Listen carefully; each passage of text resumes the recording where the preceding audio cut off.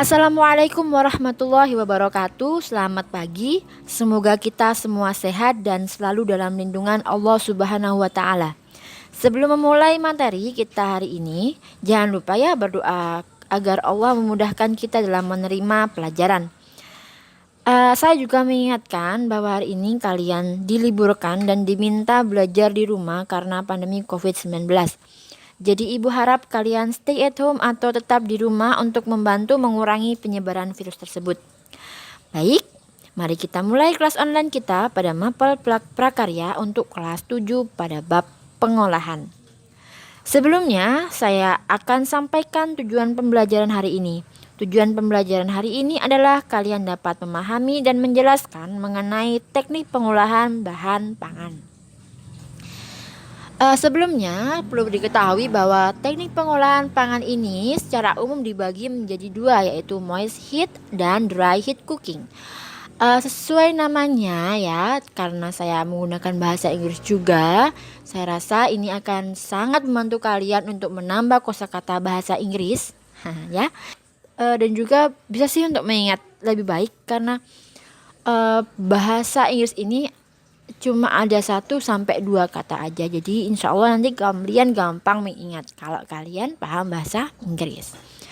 Baik, yang pertama yaitu moist heat. Apa itu moist heat? Moist heat cooking yaitu teknik pengolahan pangan panas basah. Sedangkan dry heat cooking yaitu teknik pengolahan pangan panas kering. Apa sih bedanya? Jadi bedanya moist heat dan dry heat itu dari hasil pangannya. Kalau moist heat cooking dari kata-katanya aja ya, bahan pangan panas basah. Hasilnya adalah bentuk-bentuk seperti sop, bentuk-bentuk seperti kaldu, seperti kari dan sebagainya. Kalau dry heat cooking nanti hasilnya itu lebih crispy tanpa air, biasanya seperti itu. Ya. Oke, sampai sini. Teknik ini nanti akan dicabangkan menjadi beberapa teknik akan bercabang ya. Jadi yang pertama untuk teknik pengolahan panas bahan teknik pengolahan pangan panas basah atau moist heat cooking ini dibagi menjadi 1, 2, 3, 4, 5, 6, 7 jenis, yaitu teknik merebus atau boiling, teknik merebus menutup bahan pangan yaitu poaching, teknik merebus dengan sedikit cairan yaitu braising, teknik menyetup atau menggulai stewing, teknik mengukus steaming, teknik mendidih simmering, dan teknik mengetim.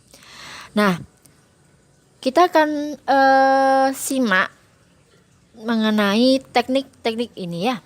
Tolong disimak dengan baik.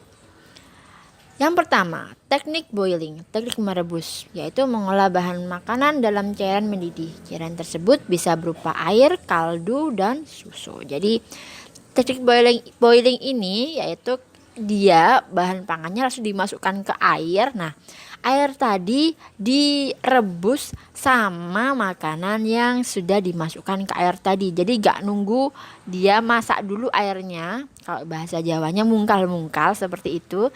Tapi langsung dimasukkan ke air dulu. Setelah itu baru direbus bersamaan dengan bahan makanan tadi. Yang kedua yaitu poaching, yaitu merebus menutup bahan pangan. Nah ini merebus dan menutup bahan panganan yang direbus menggunakan api yang kecil. Jadi airnya itu sebatas menutupi bahan makanan. Jadi tidak full satu panci airnya, bukan ya. Tapi cuma dibatasi sampai bagian atas makanan, bagian tertinggi makanan. Seperti itu ya. Dan menggunakan api kecil tentunya hingga titik di bawah titik didih yakni 92 derajat sampai 96 derajat Celcius. Yang ketiga, teknik braising yaitu merebus dengan sedikit cairan. Merebus dengan sedikit cairan kira-kira setengah bahan yang akan direbus. Tujuannya agar aroma menyatu dengan cairan atau bahan pangan. Nah, jadi kalau yang tadi separuh panci, tapi kalau yang ini separuh bahannya. Misal kamu mau merebus ayam ya, Tapi ada nanti airnya cuma separuh dari ayam tadi. Nah, jadi airnya cuma sedikit. Lalu yang keempat, stewing. Apa itu stewing? Menyetup atau menggulai. Nah, cara ini biasanya di awal dia ditumis dulu bumbunya. Jadi kalau kalian pernah lihat ibu memasak soto, pertama ibu pasti akan menumis bumbu. Ya, setelah ditumis diongseng, ya, diongseng kalau di bahasa Jawa juga diongseng. Setelah diongseng dia diambil ongsengannya. Nah, nanti disiapkan air rebusan, dimasukkan tumisan bumbu tadi. Tadi direbus di atas api yang sedang. Jadi contohnya itu yaitu soto atau rawon. Nah, nanti coba kalian lihat kalau ibu ketika memasak soto atau rawon ya. Jadi kalau masak soto sama rawon dilihat ibunya. Bu, gimana sih cara buatnya? Nanti kan akan bertambah ilmunya, ya. Yang kelima, steaming, yaitu teknik mengukus. Nah, ini gampang nih. Apa sih bedanya mengukus sama mendidihkan atau merebus? Kalau teknik kukus ini bahan pangannya itu tidak celup ke air tapi cuma dikasih uap, ya. Jadi teknik ini memasak bahan pangan dengan cara uap yang mendidih. Jadi uapnya aja yang kena bahan makanannya. Contohnya ya, mengukus itu lontong. Nah, itu lontong pun juga dikukus kan, tidak masuk ke air tapi dia di atas sarangan kalau bahasa Jawanya. Ya, seperti itu. Yang keenam yaitu simmering, teknik mendidih. Lah, teknik mendidih ini beda dengan teknik merebus. Kalau teknik merebus, makanannya langsung dimasukkan ke dalam air lalu digodok dari awal. Sebelum dia mendidih, dia udah ada makanannya. Tapi kalau simmering ini, teknik mendidih ini, dia didihkan dulu airnya. Setelah dididihkan, nanti dimasukkan sayuran dan sebagainya, seperti itu. Baik, selanjutnya yaitu teknik ketujuh yaitu mengetim. Nah, teknik mengetim ini kalau kalian punya adik bayi di rumah, ya mungkin ibu kalian juga suka mengetim makanan, yaitu teknik memasak bahan makanan dengan menggunakan dua buah panci yang berbeda ukuran, di mana salah satu panci itu lebih kecil. Kalau kalian lihat itu di situ contohnya saya kasih contoh coklat aja ya. Nah, coklat itu dia dimasukkan ke panci kecil, terus panci kecilnya dimasukkan ke dalam panci besar yang ada airnya. Jadi, dia akan menyebabkan panci yang kecil itu terkena panas tapi tidak terlalu panas seperti itu. Dan panci kecil itu langsung ke dalam bahan makanannya.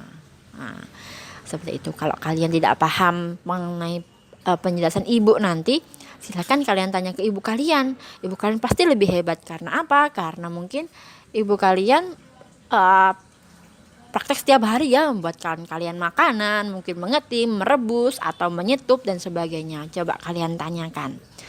Baik, selanjutnya kita akan masuk ke teknik pengolahan pangan panas kering atau dry heat cooking.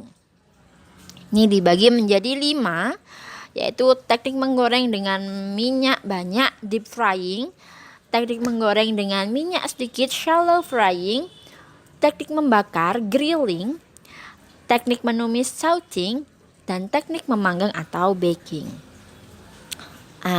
Baik, kita akan mulai mengenai teknik menggoreng dengan minyak banyak atau deep frying, yaitu cara menggoreng dengan menggunakan minyak lemak hingga bahan makanan benar-benar terendam sehingga memperoleh hasil yang kering. Nah, contohnya seperti itu ada di gambar. Kalau kentang goreng, ya, gak mungkin kalian menggunakan minyak yang sedikit. Kalau minyak sedikit, kentangnya nggak akan tercelup dengan merata seperti itu. Kalau minyaknya banyak, kentang akan tercelup dan akan menghasilkan kentang yang crispy. Jadi spesialnya di teknik menggoreng dengan minyak banyak ini, semuanya makanan atau semua bahannya akan tercelup dan menghasilkan bahan makanan yang crispy seperti itu ya. Yang kedua yaitu teknik menggoreng dengan minyak sedikit atau shallow frying, yaitu cara menggoreng dengan menggunakan wajan datar dengan sedikit minyak.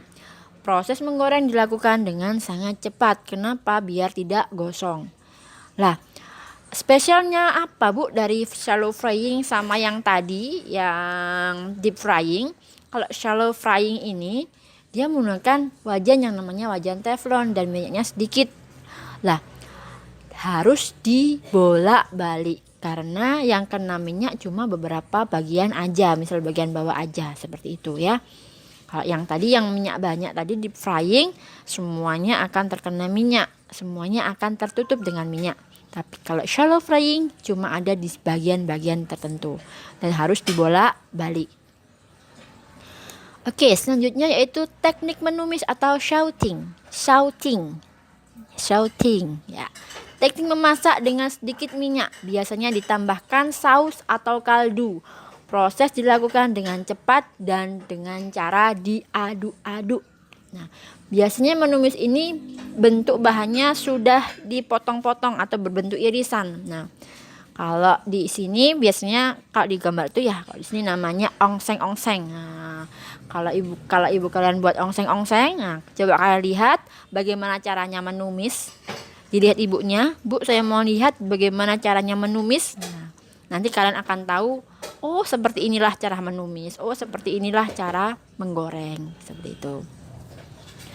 Selanjutnya adalah teknik memanggang atau baking.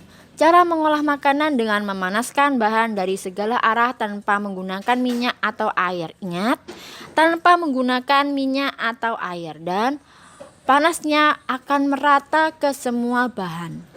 Ini menggunakan alat spesial. Ingat-ingat, alat spesialnya adalah oven. Ya, dengan oven panas akan merata karena makanan dimasukkan ke dalam satu wadah dan wadah itu tertutup. Nah, oke, selanjutnya, perlu diketahui juga, memanggang ini berbeda sama yang nanti akan saya jelaskan, yaitu membakar. Kalau memanggang, api tidak akan menyentuh yang namanya makanan atau bahan tadi, tapi cuma dipanaskan aja. Tapi kalau teknik membakar atau grilling, yaitu cara mengolah bahan makanan di atas lempengan besi panas dan diletakkan di atas perapian langsung. Suhu yang dibutuhkan adalah 292 derajat Celcius. Jadi bahan makanan langsung menyentuh api. Ya, dan alat spesialnya kalau oven tadi kalau memanggang tadi adalah oven, tapi kalau membakar ada yang namanya grill atau alat untuk memanggang, seperti itu. Nah, selain teknik tersebut, ada juga teknik yang bisa kalian baca di halaman 138, yaitu teknik menghaluskan. Biasanya di sini diulek, atau kalau pakai parut dia diparut, seperti itu. Yang kedua, teknik menyampur, jadi cuma dicampur aja sama sendok dan sebagainya.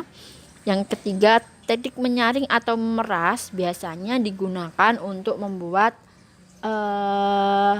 memeras santan, seperti itu. Itu juga termasuk teknik. Dan yang terakhir adalah tidak dimasak. Adakah, Bu? Ada. Contohnya apa? Contohnya adalah membuat rujak. Pasti cuma dipotong aja kan, terus dikasih yang namanya bumbu rujak, sudah selesai. Seperti itu ya.